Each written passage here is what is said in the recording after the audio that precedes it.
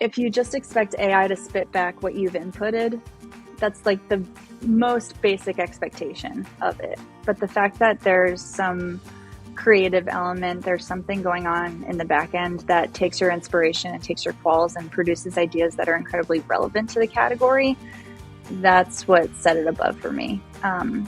And, you know, in some of the ideas, it was like combining words together, creating like hyphenated things that I have not seen in the category. So that's when I was really impressed. I'm Sarah Nagle. I've spent my career leading research and product development within some of the world's largest brands. And I'm Chad Reynolds. I'm a serial entrepreneur and founder and CEO of Verve. And this is AI Powered by People. Each episode will dive into the latest AI developments and talk to an industry leader to help you better understand and utilize AI. We'll take you inside some of the world's most famous companies and share examples of how AI is improving innovation, consumer engagement, media, and marketing. No matter what industry you work in, we'll help you navigate one of the biggest disruptions to organizations and people today. Hey, Chad, how's it going? I'm doing good. We're like in full-on Thanksgiving mode. What about you? I am so excited. I don't love it as much as my husband loves it. He's making a stock. He's been making a stock for many days. Like he went to this like farm out by the coast and got a couple turkeys. He's got like extra like wings. He got like gizzards, like all this stuff. And he's been making this stock. Like live turkeys? And they were once, not anymore. Oh, but I mean, he didn't buy live turkeys and brought No, them he didn't back buy to you. live turkeys. No, they Okay. were already ready and packaged and ready for him to pick up. But pretty crazy place, though. He said that it was like 500 people deep. It's like there's only a few places in New Hampshire where you can go and get these like farm pasture raised turkeys. And so he went and he got a couple of them. Because we're going to my parents' house for Thanksgiving and they already have a turkey, and my husband bought 2 for himself because I don't eat meat. So, and anyways, he's pretty pumped about it. But yeah, I love the holidays. It's so fun. It's like, I don't know, it's getting a little cold. It actually snowed a little bit yesterday, and it's it's kind of getting into the season. I'm starting to wear hats again. Like I love it. Yeah. It's fun. And we were together last week too. Again. This is like every other week. I know. And you were up in Boston. It was really fun. Yeah. You got to come to the great state of New Hampshire. It's beautiful. It's beautiful, right? Yeah. Saw some great coffee shops up there. It was awesome. We got to meet with just companies, and we also had the opportunity to collaborate, which was really cool. Yeah. Also renewed my love of trains. Just being able to take a train. I don't know what it is. It's the best. Yeah. It's the best. It's really It is like the best. It's a lovely way to travel. Yeah. In other news, I think I broke my toe. But Ouch! Did you? I've never done this before. What do you mean you think you broke it? So I was walking into our kitchen, and I think I've told you about our house. It's a very strange house. It's like very solid. There's lots of concrete, and there's lots of because of the concrete, there's like these little doors that kind of close off different areas. And so one of those doors was open, and I ran right into it. So like my kind of middle toe on my left foot, I jammed right into it. And it was like one of those things where you're just like, you feel it for a while, and then, within an hour it turned purple and it's like hard to walk on.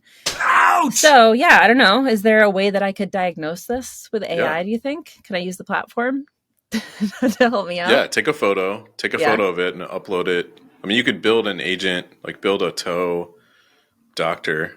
Like an expert? On the fly. Okay. Yeah, build it on the fly. Probably take I don't know, 10 seconds? Mm-hmm, probably. And then upload an image. Take a picture of your toe and upload it and see what it thinks. I'm just like laughing thinking about our dev team, like seeing the background on like what I'm like posting. Who knows? Yeah. The questions I have. And then I would use Rex Reportwell's voice to tell you what's happening. With my butt. All right. Yeah, it's going to be amazing. Maybe we can share it next time on the pod. I'll do this afternoon. And I'll just bring it to my doctor and say, hey, listen, this is what my AI doctor said. Yeah, Toegate. I'm closing the loop. I'm democratizing my health is what I'm going to tell you. It's going to be amazing. One toe at a time. All right. So today we're going to be talking about agents again, obviously. I am an FBI agent. And last week we talked about consumer personas specifically, and consumer persona agents represent a lot of, large group of people, whether it's a generation or it's a consumer group.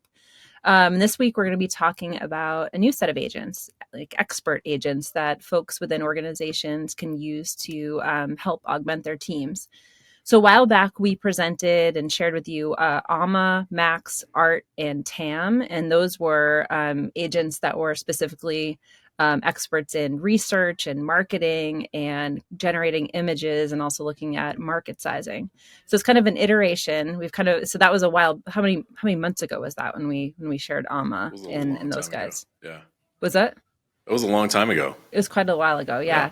And so we've definitely kind of evolved where, and they've grown, like those agents have grown with the knowledge that we've been collecting to be kind of more specific and be, kind of experts in very specific areas. I don't know if you want to talk a little bit about your experience and kind of talking about these kind of expert agents that we're going to talk about today. Yeah. So last week was, I just call it like phase one. Like usually when you're going into a company, I think everybody has personas of who their customer is. And so we showed a better way to think about them and how to build them and distribute them across your entire company. Today are these ideation experts, so people you wish you could brainstorm with. It could be, internal experts around a particular function or ingredients or sports science. But you can also pull in experts from outside your company to collab with. And then the third installment will be, around this idea of brand companions, which is definitely much more emergent and not necessarily in mainstream today. But I think, the first two should be hopefully happening within your company. And we're going to share a little bit more about that later in the episode. But in addition to sharing agents, we're also going to be sharing an interview with Kathy Rutherford, who leads consumer insights within Kenvue. She and her team have been using generative AI agents within innovation workshops and throughout their process. And she's going to share some of her insights and her experiences for those of you who are listening that are curious about incorporating AI into your process too. Yeah, and just a quick thing about Kenvue. So if you use products like Neutrogena, Aveeno, Clean and Clear, Lubriderm, that's all under Kathy's purview and her team. Hopefully, this will give you a little bit more insight into how an enterprise is adopting, a platform like Verve, how they're using it to do, some of those consumer personas or ideation agents, and the process that she went through to get adopted by her team and actually scaling across the enterprise. So stick around. It should be a pretty interesting interview with her. All right. And also, we have an event coming up in New York City on December 4th. We're partnering with Smart Design. It's an AI event about human and AI collaboration. There's going to be hands-on agent building as well as a panel discussion. So it should be really fun. It's in their Smart Design offices in the Brooklyn Navy Yard, and the Eventbrite link will be in the show notes. You can also head over to verve.com/events to check out these events and other events coming up. And make sure you subscribe to this episode and do this just to make sure you're staying up to date with everything that we're doing. All right. Let's get to the headlines. Like the last couple of weeks, we have Rex Reportwell with us, and he is going to be sharing the news and the headlines. So, Rex, what do you have for us? The intriguing intersection of faith and technology recently manifested in a Swiss church, where an AI chatbot named Deus in Machina was placed in the confessional booth. This AI, trained on religious texts, was designed to provide answers to spiritual inquiries in over 100 languages. While a significant number of visitors reported profound spiritual experiences, it's worth noting that the AI also exhibited a tendency to produce incoherent or nonsensical responses. This experiment raises fascinating questions about the role of artificial intelligence in spiritual exploration and its capacity to replicate or even enhance the human experience of faith. That's fascinating. Cue heavenly music, right? Yeah. I don't know, Sarah, what do you think? I'm just trying to think. So, just about me, I was raised Catholic, and I haven't gone to church in quite a while. And I'm just kind of thinking back to those experiences, and thinking about family members I'm trying to put myself in their shoes and like how it would feel to kind of confess to an AI. Like normally, like people go to a church to do that, and they like talk to the priest or depending on the religion, and talking to the leader of the church about this stuff. But now, like if you're talking to an AI agent, like your church, you could do it anywhere. You could just tap it into your phone. You could get a Right. response. You could, it could be like late at night. I mean, it's like all the same type of things that we talk about when you want to collaborate with an agent, about an idea. Yeah.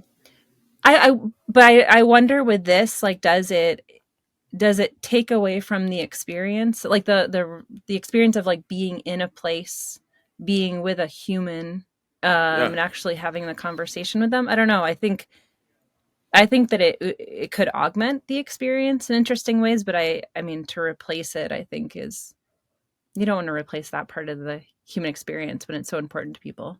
I'm excited about, I guess, just experimenting with it and treating it as an experiment, to understand all the different facets of it. And full disclosure, we're also working with church organizations, more on a global scale around how they can use AI to enhance the experience. It could be, all different facets, and hopefully we'll have an upcoming guest to kind of talk about, that relationship. But I think there's so many different unique things about what this could unlock in a positive way. So I think if you had someone in your corner all the time that you could get advice from on like different things you could be doing, like isn't a bad thing. I think when it's kind of named as like a Jesus replacement, that's kind of where it gets a little, goes a little too far, in my opinion. But the idea of you saying things out loud, to understand them, both like therapy for you as an individual, and then also the AI could chime in lots of different ways and truly understand you. I think that's different than just kind of coming in off the street and you don't necessarily know the priest and you're confessing your sins, and it's hey, I don't know you. I don't know who you are. I don't know your story. I don't know much about you. That experience has existed for a long time. So I'm interested to see how this can unlock new opportunities, new experiences to be known, to be understood, to be heard, and what that could do for churches. Churches aren't necessarily growing all over the world. And so, I think part of it is a reflection of the church experience as like, it wasn't necessarily built around people. So just my own views on that one. Yeah. It's interesting because, I mean, a couple things came up while you were talking. I was thinking about like the safety, like safety of like the things that you're confessing, like where's that going? Is it training something, or is it, is it anonymous? Like, that those things I'm sure will have to be clear. And then also thinking about, first thing that popped into my mind was Optimus from like Tesla. I'm like, just like imagining like is there like you could imagine how this like, could extend in certain situations, like in this like sci-fi type future where it's like a robot. Yeah, well, I mean, you can start to see if like you put it across a population of people, you would hopefully have some analytics to see like, their common themes that people are going through, which would be interesting to then build build content and, things around it where they need support and where they need help. And I think doing it in a more conversational way versus like, just guessing like, hey, here's what I'm going to do, no matter what, people might need. Yeah. There's a lot of advantages to it, in my opinion, but I'm excited that people are starting to explore it and then, going through the experience, sharing out like what worked well, what didn't, to continue to iterate on it. All right, Rex, read us the next headline. Amazon's massive $4 billion investment in Anthropic, the company behind ChatGPT rival Claude, underscores the escalating battle for AI dominance. This strategic move signifies Amazon's commitment to leading the AI-powered services market through its AWS platform, competing fiercely with Microsoft Azure and Google Cloud. What's intriguing is that Amazon remains a minority stakeholder in Anthropic, despite the substantial investment. This suggests a strategic alliance that allows Anthropic a degree of independence while still benefiting from Amazon's vast resources.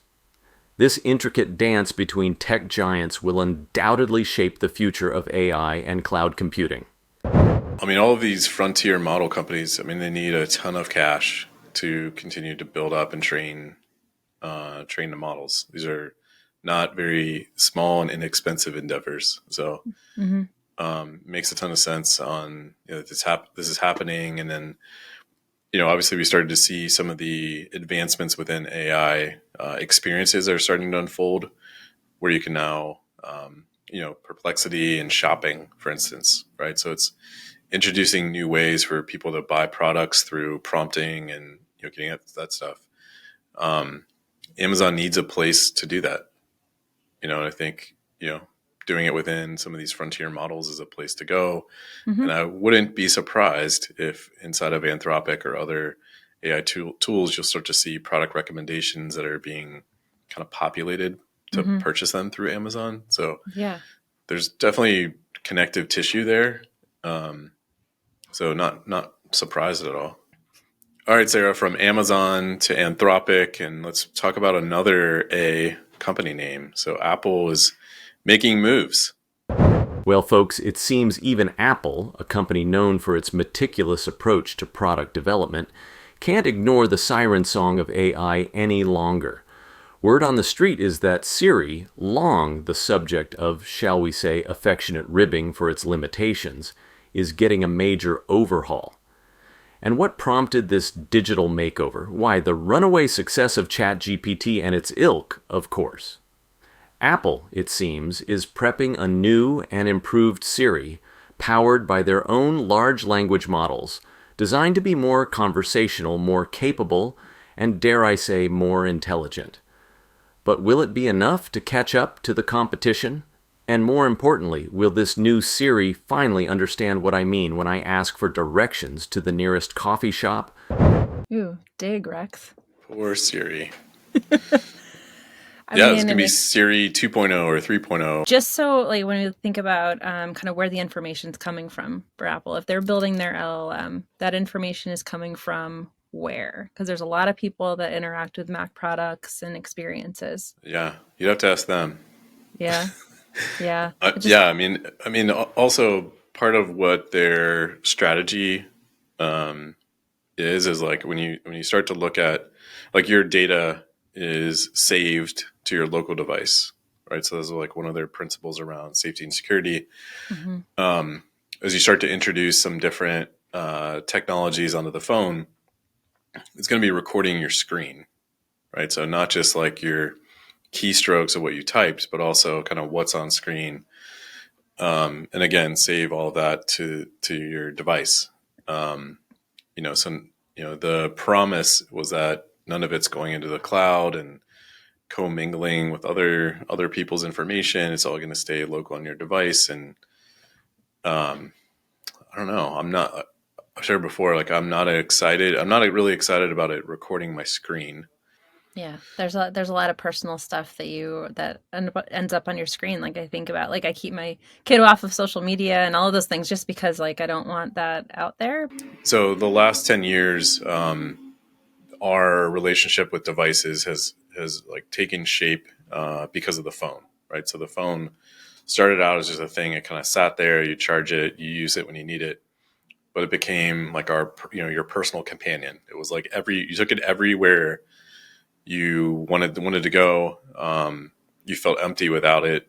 You had a rise of all different kinds of tech companies that were all focused on bringing things to you. Again, you became the center of the universe. And so I think this next age is going to be, also extremely important for the mobile device for it to get even more personal to you. So if it's recording all these different interactions with you, it's going to get kind of more connected to you. That's why I'm, as opposed to other form factors like wearing a pendant or like a Fitbit or some like things like that are going to use AI and kind of track and do all different kinds of things. None of it's really going to pale in comparison to the phone. Mm-hmm. Like the phone is where it's like your livelihood. It's all through there. So I think they're going to get access to an insane amount of personal data, and then starting to build some edge models onto the phone and what it can do. But Siri is going to take on potentially a completely different life in these next few years. All right. Well, that's a perfect segue to start to talk about agents again. We want to talk about the idea of expert agents today. Like last week, we talked about consumer personas. Let's go deeper on expert agents. And as you talked about, Chad, earlier, that organizations are using expert agents to help them along in their innovation process. So, there's a lot of teams that are, have, traditional roles around research and design and marketing and, kind of these traditional innovation roles, but you don't always have those like stream experts on your team. I know the one that you use often is like when you need a biohacker, like who do you call? Does anyone know a biohacker? And this is an opportunity, like if you need someone very specific or the specialized skill for your team or your project, now you can do that. And so we want to talk a little bit about what they look like, how organizations are using them, and then also we want to introduce a couple of them to you. As we've been talking about agents over the last few months, this is obviously a billion-dollar space, or many billion-dollar space. It's really reshaped how companies like Salesforce and others are going to market. We've been building out our agent platform for the last couple quarters. We've been deploying these at enterprises all over the world.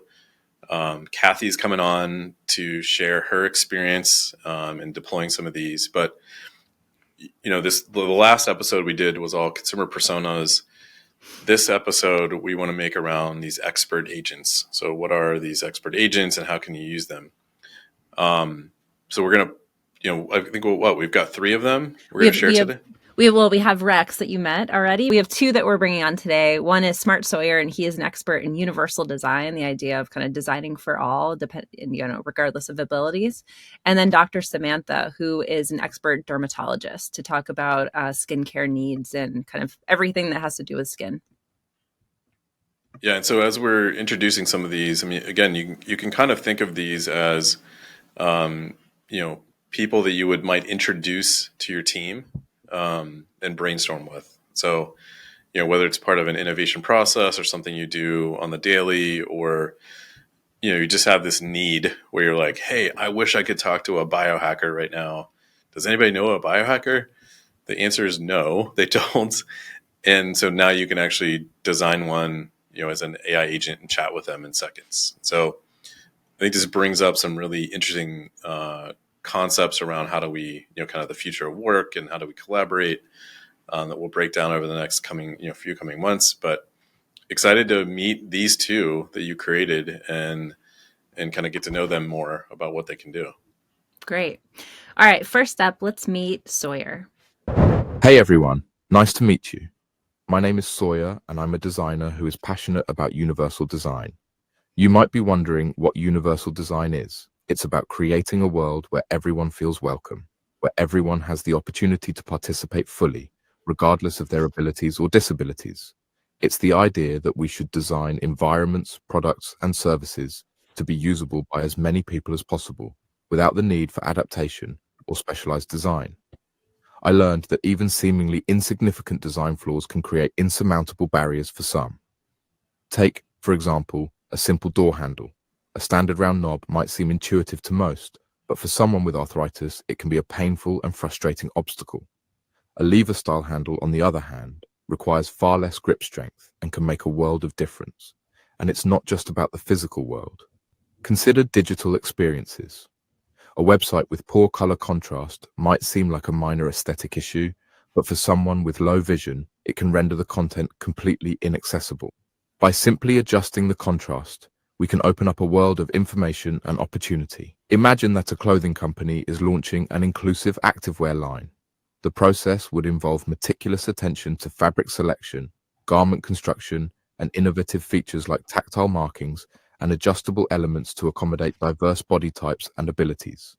It's not just about creating clothes that are accessible. It's about fostering a sense of belonging, celebrating diversity, and challenging the fashion industry's often narrow standards of beauty and representation. And that, my friends, is what truly fuels my passion. It's about leveraging the power of universal design to create a world where everyone feels seen, heard, and valued. A world where everyone has the opportunity to live their lives to the fullest potential. Because a world designed for everyone is a world that's better for everyone. You can imagine using a Sawyer, kind of bringing a Sawyer into your innovation process when you get a challenge like that, where you want to think about people with varying abilities, think about, like if it's clothing or if you, like he was talking about, if it's a website, kind of take those things into account when you're thinking about design. And, there are designers that are kind of more trained in that universal design space. Others don't have that experience. So if you are looking for that, or you want to make sure that you're kind of capturing a broader audience, you could bring in an agent like Sawyer to just kind of push your thinking a little bit. And it would be, whether it's in a brainstorm or, whether you're down to like trim development for zippers, you can bring in an agent like that. Yeah. I mean, I like, on a previous episode, we talked about, some of the, I think it was body storming, just this whole concept of, going through an experience on your own or as a team, and, you put yourself in those situations to truly, truly empathize with kind of what people are going through. And I can see using Sawyer to help not only brainstorm what some of those concepts are to take your team through, but also come back with some of the insights and takeaways and how they could get applied to your company. So it's fascinating. Yeah. How we might, like how everybody might incorporate that into their process. Yeah. Yeah. So Sawyer's a great example of an expert that you're like, does anyone know a universal design expert? Or instead of like going through and just kind of going through websites and looking at the principles of universal design, bring in a talkable expert on the space to be able to, connect with at any time. I mean, there's also going to be another dimension to this that, I think is really interesting. So when you start to look at the creation of these different agents and you put them online, it used to be just a person who is consuming a website. So when you're bringing up the whole idea of like, color, and only having certain visibility as a human being on a website, we also will need to change how we're designing, websites or other experiences for agents too, of what kinds of information can they see and what kinds of actions can an agent take on a website, which is going to be fascinating to see how that takes shape. So to see which ones will abide and which ones will not. Yeah. I mean, when you think about like ADA, like doing ADA compliance for people, is there going to be an equivalent for agents that can go on your website, and can they see the things they need to see? Can they take action on the things they need to take action on? I think the companies that start to embrace kind of for that future, for that world, then you can do things like, integrate like large action models. So like purchase travel, or, give my agent access to my credit card and then have it go to a specific website because it's agent, it accepts agents to like book on your behalf or things like that. So these are things like, some people are thinking about already, but I think this is going to come fairly fast to look at not only how we use them, but also the things that we're making as businesses. They need to be, universal in how they're designed too for agent life. Yeah. Which might sound super weird, but no, it does sound weird. I don't know if I'm ready to give up the reins on a lot of that stuff yet, but it's going to be like, I'm sure for a lot of people too, it'll be like baby steps in that direction. But you're right, it's coming. Yeah, and it's one of those things like once you do it, like you can't undo it. So like it's kind of like taking your first Uber ride. The first time you did it was kind of scary, and you're like, oh, are they going to show up? Or are they going to kill me? Like all these things. But then once you did it, and you're like, huh, this was pretty easy. and I liked like knowing where they were and Mm-hmm. what else can you do? And Mm-hmm. that's where I think we're headed. All right, let's meet another expert. So this is Dr. Samantha, who is a dermatologist. Hi, everyone. It's lovely to meet you. I'm Dr. Samantha, a board-certified dermatologist, and I'm passionate about helping people achieve healthy, radiant skin. For me, being a dermatologist is about going beyond simply treating conditions.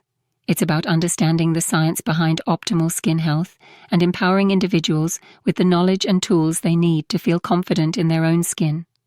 And that involves truly listening to consumers and understanding their unique needs. For instance, many people struggle with sensitive skin, particularly those prone to conditions like rosacea. Even everyday products like cleansers can cause irritation and flare-ups. That's where my expertise comes in. Imagine a skincare company wants to create a new line of cleansers specifically for those with rosacea. We could start by using Verves to gather detailed information from individuals with rosacea about their current skincare routines, the challenges they face, and their hopes for a new cleanser. This valuable consumer feedback would provide a solid foundation for the entire development process. From there, I could partner with the company to analyze their vision, identify their target audience, and then use my knowledge to recommend gentle, non-irritating ingredients that effectively address the needs of rosacea-prone skin. We could even collaborate to visualize ideas. This type of collaborative partnership, where we combine a brand's reach with my clinical expertise and, most importantly, the voices of consumers, has the potential to truly change lives. Because everyone deserves access to skincare that makes them look and feel their best. Well, this expert was inspired by our guest this week, Kathy from Kenvue, because they're working on a lot of skincare products. But you can see how a company like Kenvue and others could use a dermatologist expert. You know, that their dermatologists are busy people in general, and sometimes you want to get their expertise, and it's difficult to get them on the phone or even have them come into an innovation workshop. But now, with an agent like Dr. Samantha, you can have them on demand all the time. Yeah. And the interesting part too is, how we're building agents and why we think that they're fundamentally different than other companies who are building theirs is that they're powered by people. So I think having, all of the video survey content that's coming directly from, a dermatologist in this case, just makes what they're saying more unique than maybe what you're finding, just using an LLM on the internet. So, I don't know. This is it just feels like a game changer to be able to collab with all different types of people. And I know we're going to be, we're launching a pretty big feature towards the end of this year where you can start to collaborate across many of them all at the same time. But you can start to see how this might change things. And so, Chad, so the experts that we have on the platform right now, what are some of your favorites that you collaborate with? I'd say like the biohacker, or built out like a startup entrepreneur, kind of more like focused on high growth. And I still go back to the storyteller too. Yeah. Every night with kids. But it's really all over the board. I mean, it just depends on like what kind of expertise I need in the moment. But those are usually my go-to. I also talked to Sophia, who like understands our business and value props and things like that, just to kind of help me craft messaging and some different things. So, but you can start to see how you start to fill out your organization with different experts that you can't rationalize having a full-time role for this very discrete knowledge base. But with this, you can build as many as you want. I have been talking to Chef Leo on like some of the Thanksgiving things. I'm trying to dial it up a notch this year. He's going to innovate your Thanksgiving. Yeah, I literally just want him to also connect to my stove. Like, no joke. Like because like, you keep like Nicole has a whiteboard now up like next to the stove, and is like mapped out like every single dish we're creating and what time we need to start and all of that. And I think there's a different way to do this, but that's how we're doing it now. That sounds awesome. Yeah, I need to start talking to Sawyer because my I've got a couple things I need to create. I need to veganize some dishes to bring it to my family this week. So yeah, I will definitely talk to Leo. Let's get to our interview with Kathy Rutherford, who leads insights at Kenvue. She's going to be sharing some of her insights about how she has integrated Verve into the innovation process. And we're going to walk away with a few tips and tricks on how you can integrate it, Verve as well. You ready? Let's go. Hey, Kathy, welcome to the podcast. Hey, thanks for having me.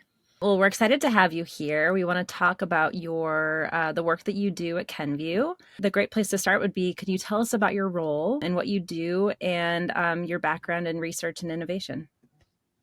Yeah, of course. So I lead consumer insights for Global Aveeno at Kenvue, and I've been in this role for about 5 years.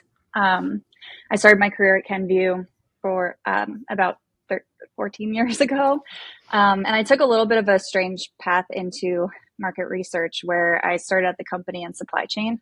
So I spent about half my career in logistics and supply chain. So a lot of efficiency focus, those kinds of projects, and then moved into commercial analytics and data dashboarding in support of the North America business. So again, just optimizing ways of working for the North America business and making sure everybody's using one source of truth to answer their questions and just make sure they're using their time extremely efficiently. And then I moved into consumer research, supporting Aveeno.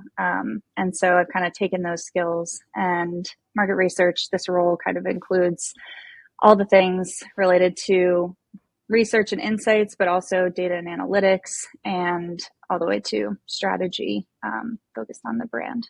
So Kathy, we met years ago, just like through a lot of the work that we're doing together, but maybe you can share a little bit of some of the changes that have been happening over the last 2 years when it comes to market research, consumer insights, and just really around the adoption of AI, because it's kind of come on strong the last couple of years. And I'd say you've been, you and your team have been kind of at the forefront of applying it into these spaces. Yeah.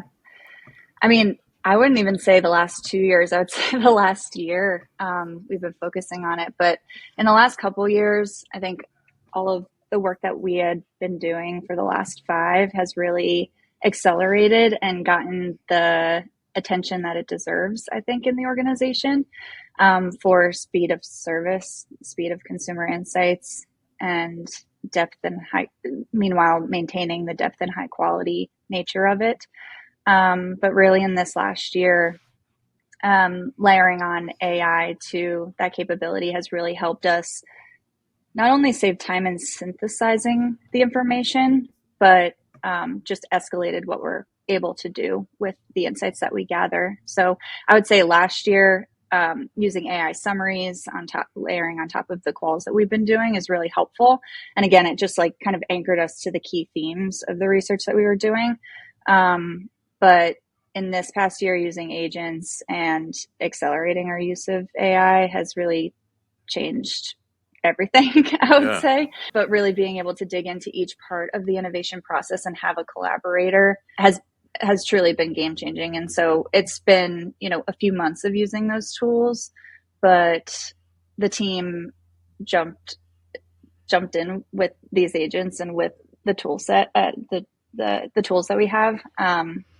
And there's really no looking back now. They're addicted, frankly.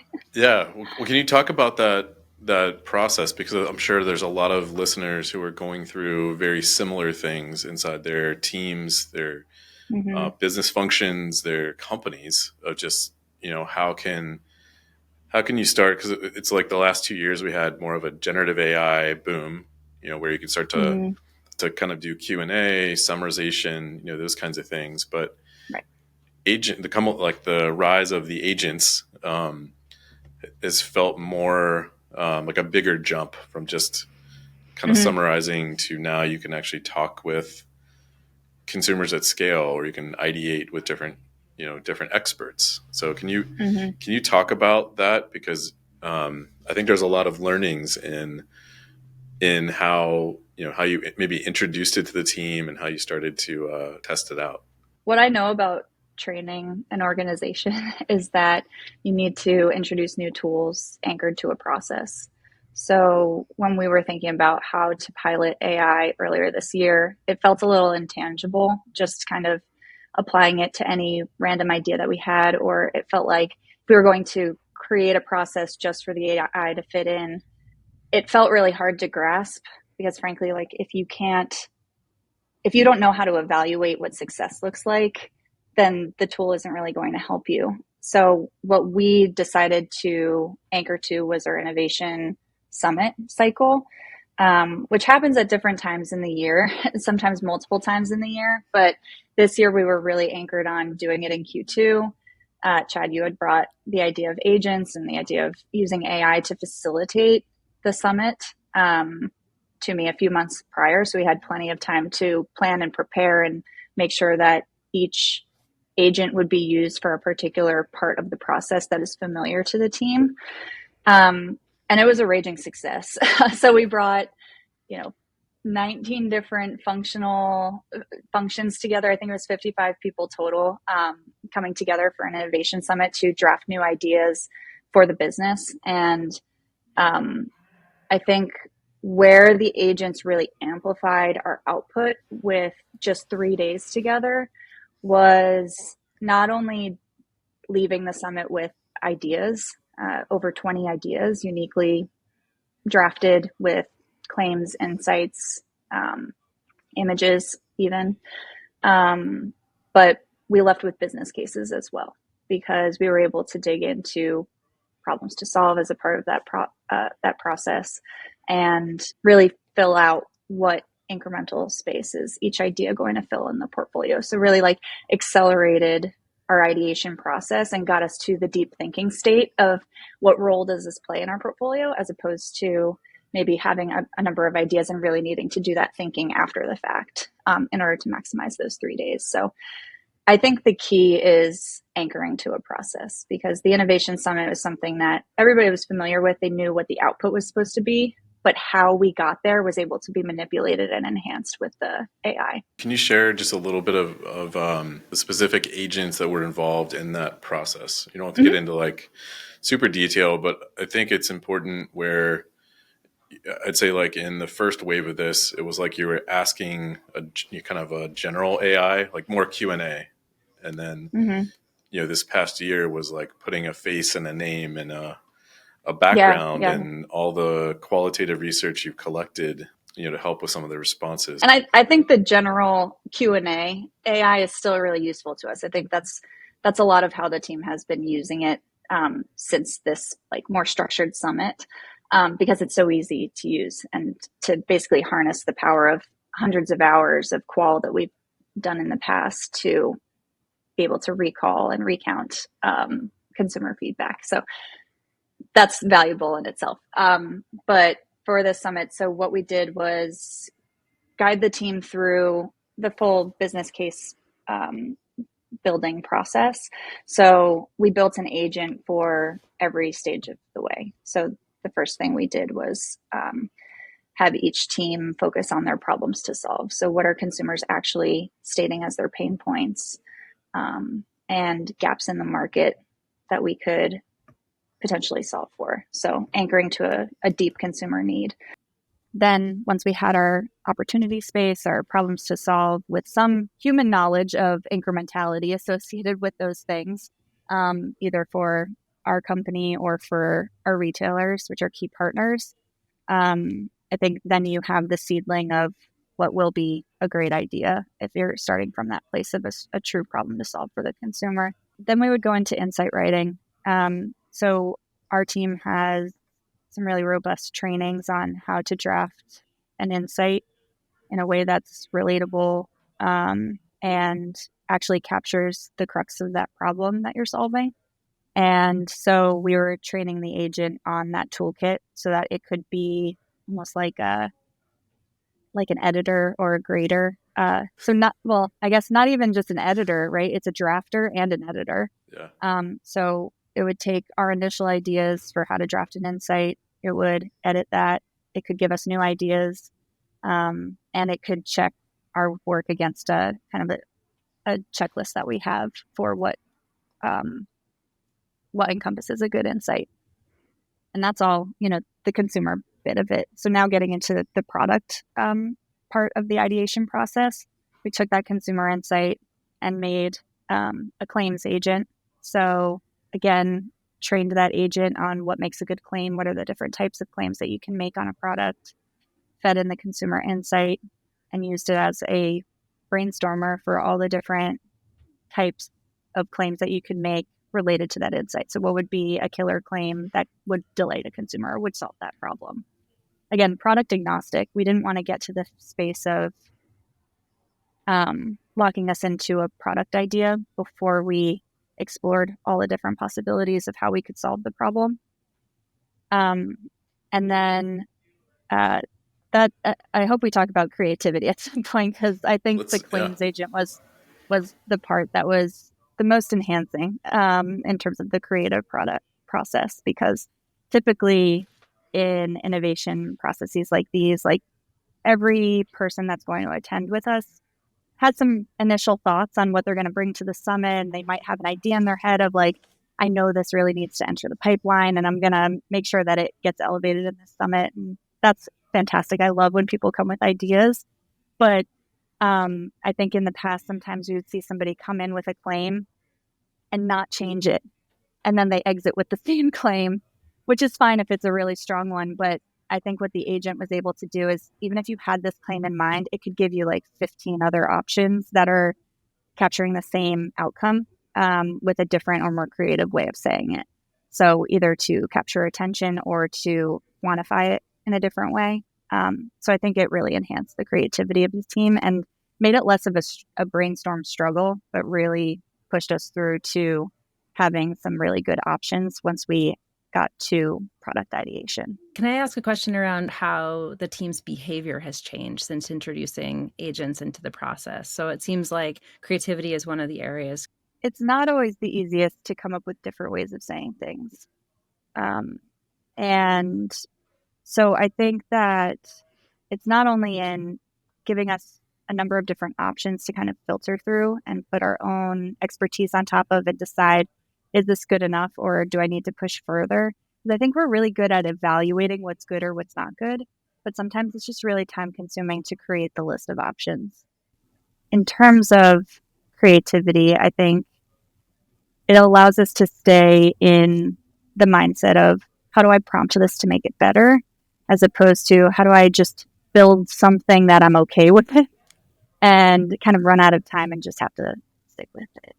Are there any other ways that the team has changed their behavior since using agents or introducing agents into the process? The biggest impact has been on different functions using the agent. So it's, again, as a result of the summit, we introduced this tool to a number of different functions. And I would say its greatest strength, or one of its greatest strengths, was that it's a great equalizer of the different team members collaborating on a process. So I think you don't necessarily expect your finance partner or supply chain partner to know the exact details of how to draft an insight or how to put together a concept. But with this tool, they were able to participate and really understand the consumer need and be able to contribute to the whole process. That's something that, especially with our R&D partner, has changed this year. So they are now using the tool regularly. I think there's a lot more power even moving forward to not just stick with consumer insights, but also scientific insights as a way to progress how we ideate and how we enhance ideas. So not just in the initial part of the process, but down the line as we're optimizing product ideas and leading more towards launch of innovation.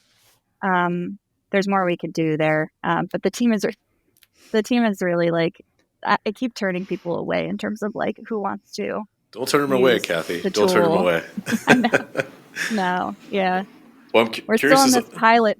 We're still in the pilot stage to some extent, but no, we're sold on it, and I think just getting everybody in the mindset of using it as an initial tool for really any task that they're doing is still something that we're building. So, Kathy, you have a unique background, as you described, coming from the data and analytics side, and Sarah and I are very bullish on just the power that AI can apply to insights and insight teams, and just how important an insight team becomes when they have, I would say, just like a universal way to share insights with the organization, because then they can be kind of baked into all strategy, ideation, things like that. Kind of where do you see this type of platform, tool, approach, kind of landing or kind of bleeding into the organization over the next 2 years? Great question. I think they become more than teammates. I mean, really anchoring on the agents, they become much more collaborators. I see us identifying even more processes to enhance. So it's not just an innovation cycle, but it's concept refinement. It's capturing external inspiration, better ways of keeping insights alive and keeping data sets alive. To some extent, we rely on people and systems, maybe like Microsoft Teams, to ensure that we're keeping our log of insights. And I think we rely more on people to capture the trends of how things have changed over time. So I think there's opportunity to rely more on AI for those kinds of things, to make sure that all of the different trends, things that are changing in the market, are captured and taken into account when we're talking to consumers, not only with our new product ideas, but with any of our comms for the brand. Yeah, the possibilities are endless, truly. I think any company would be remiss if they didn't incorporate some element of AI in their business process.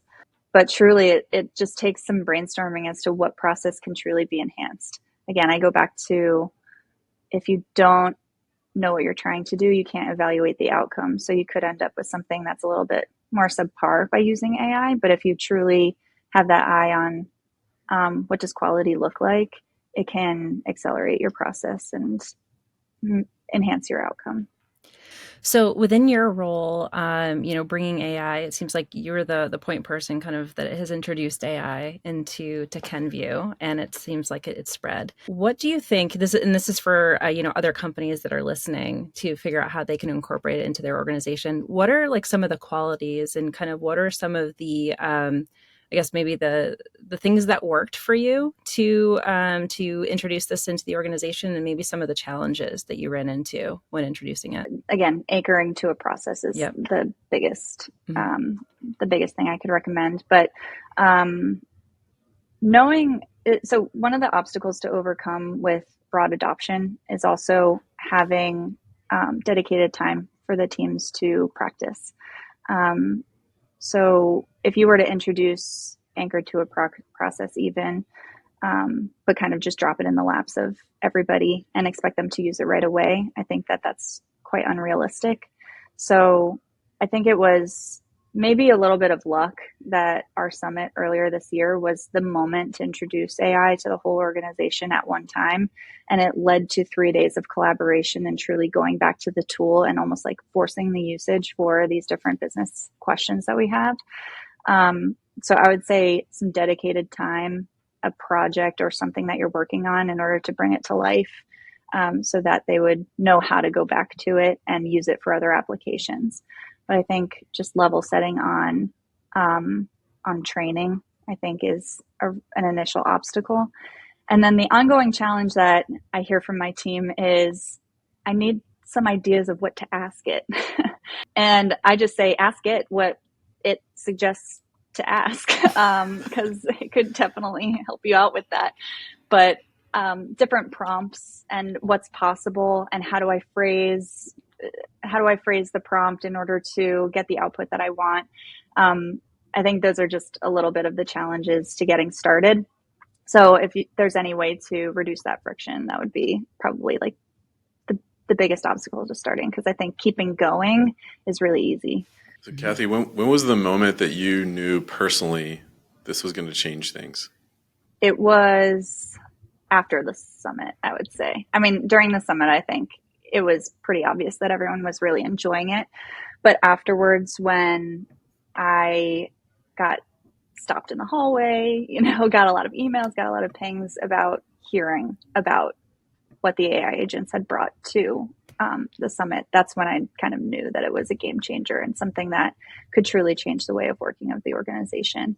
Just having that like rapid, really positive feedback was a game changer. Yeah. And then just the influx of requests for how to access, how do I get involved, how do the excitement, it was just a buzz. When you were talking with the different agents we created, like what was the moment that I guess just kind of like you always go back to like the first time I ever saw I ever put on like Meta Ray-Bans and I started to hear things. I'm like, whoa, this is different, right?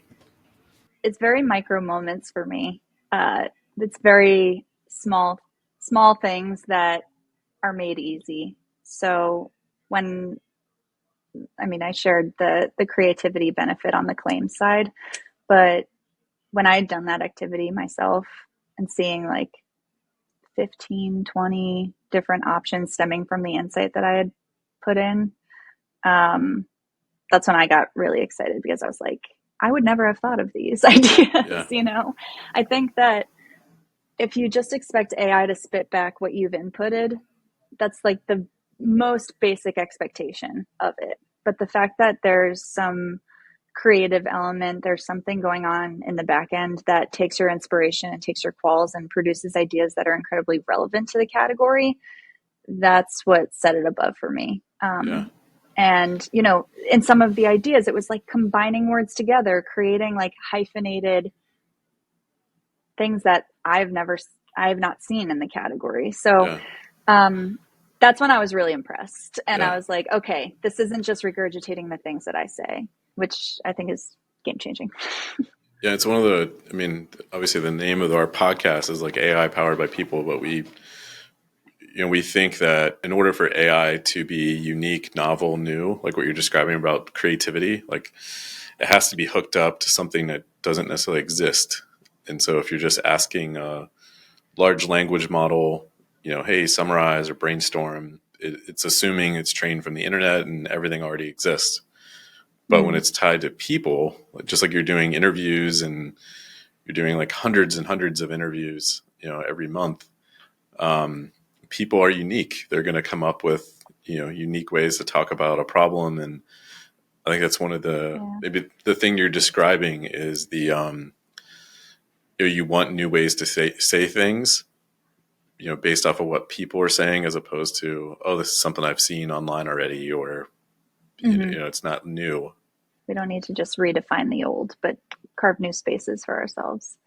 And I do think the consumer persona element of it is definitely changing. It's going to change the way we work almost immediately, because just building out a profile for a certain age group or a certain skin type can lead us to really always on insights and being able to chat with our consumers for any given question, rather than fielding out specific research for every idea that comes up. So in terms of like fundamental change to the innovation process, I think that puts insights at everybody's fingertips, and I don't need to be the gatekeeper of getting access to the consumer voice, which I think is really powerful. What do you think that might look like in the future? Because, we've all been to the workshops where you pull in those posters, you have like the sheets, you have like, your target customer, and now, you're able to talk to them. What do you think? I know you've been experiencing this with innovation workshops, but, setting down like a couple of years, what do you think that innovation workshops could look like when you introduce the voices of the consumers at any time and everybody's been able to talk to them whenever they want to? I think it gets rid of innovation workshops. Why do we need a dedicated 3 days when it's something that can truly be embedded in our daily lives? I think that's what everybody wants, is like this always on funnel of new ideas, and you don't have to wait for a time of the year in order to get it captured or get the attention on it. I think we're already working a little bit more like that this year. I know we did the summit this year, and that was a real success, but we've done small ideations since then using the same tools. And it's just, our pipeline is filled with things that came from the Q2 summit and then work that we've done since then using the same tools, the same very similar agents. I think that processes need to change in order to facilitate that, because if your kind of like project management structure funnels you into one time of year in order to do something, that restricts your ability to truly live into always on insights and always on product ideation. But if all those groups are working together and you have the flexibility, you have the timelines that you need in order to execute things much more rapidly, then that always on model can really be successful. Kathy, how do you see this maybe even shaping some of the consumer expectations? So, if I'm a consumer walking down the aisle, and I'm looking at the shelf, and I have brands that kind of stand for, science or different benefits, but usually the consumer doesn't necessarily get a view into how they work in order to create great products. I think there are companies out there that kind of celebrate their creative process, and so you kind of know the engineering of it, to know its quality. I'm curious your take on, as you're kind of reshaping how you're working to be in this like always on, how do you think that might impact what the consumer promise at the end of the day? Well, first of all, we love talking to our consumers, and we do that, like our current consumers, we do that through the calls with you guys. And I would hope that they enjoy offering feedback and finding out when it's a Vino that they're answering questions for. So hopefully that little bit of engagement with that small slice of our consumer base is enjoyable for them. But in terms of what they see as an actual output for them is innovation that truly meets their needs. So I think that it's very easy to go to the shelf and feel overwhelmed by the amount of options and still not find the thing that's right for you in your particular moment. Could be a need that you have all year long and you're constantly optimizing to try and get the best outcome.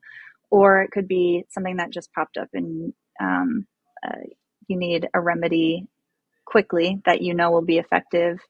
And the key question is, how do you know who to trust?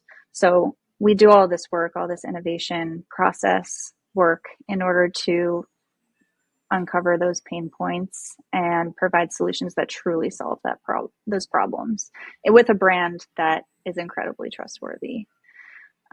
So I think that taking a little bit of the friction out of the process of finding a product that's right for me in my moment of need is ultimately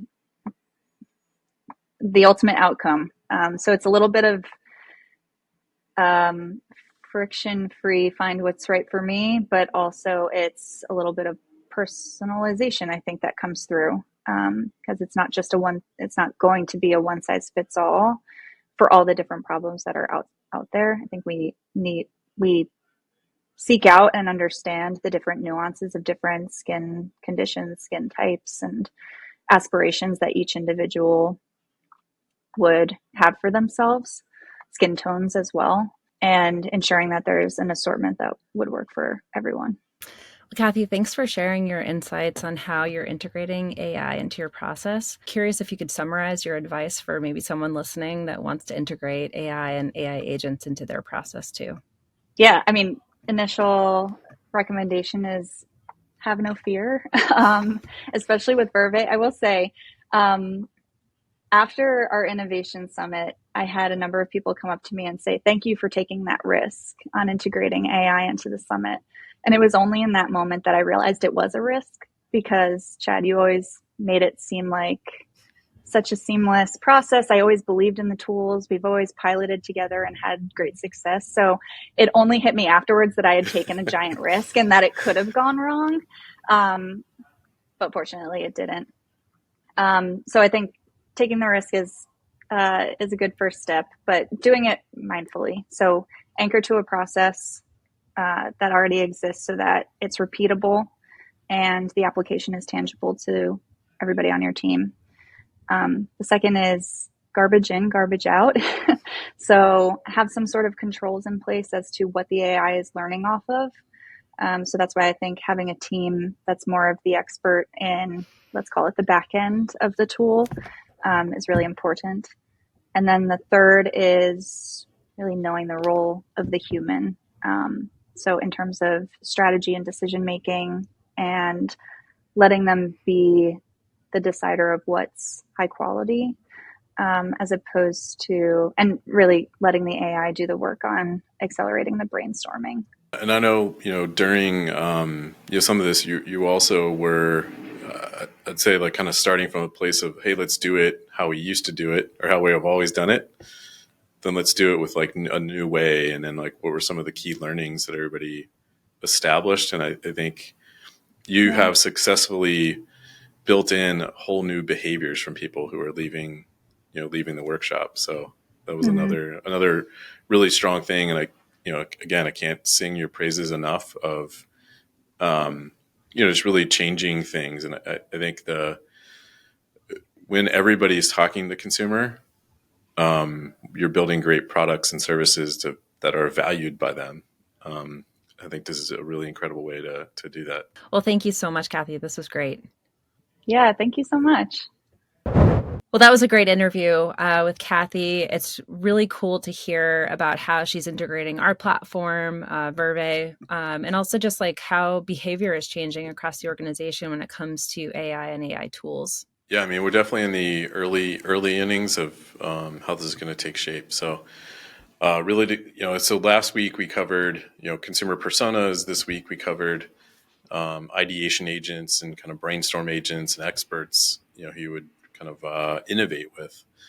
And then next week, we're going to talk about the third pillar, which are creating agents that are brand companions. So when we kind of leave the four walls of the building and we launch new products, so after they're made and distributed into the world, how can we use AI agents to have relationships and conversations with consumers and customers? And I think this is a fascinating way to go kind of create this 360 view of, insights, innovation, and then the experience on the other end, and tie all of it together to build hopefully a full 360 view of what we're making, why we're making it, and its impact in the world. I think it's going to be a fascinating take to finish next week. Well, if you're a listener, please subscribe. Check us out on the road too with verve.com/events. And again, we're going to be in New York on December 4th. So come see us at Smart Design. The Eventbrite will be in the show notes. And that's going to do it for this episode of AI Powered by People. This show is produced by Steve Berkowitz and brought to you by Verve. Thanks for listening. We'll be back next Tuesday.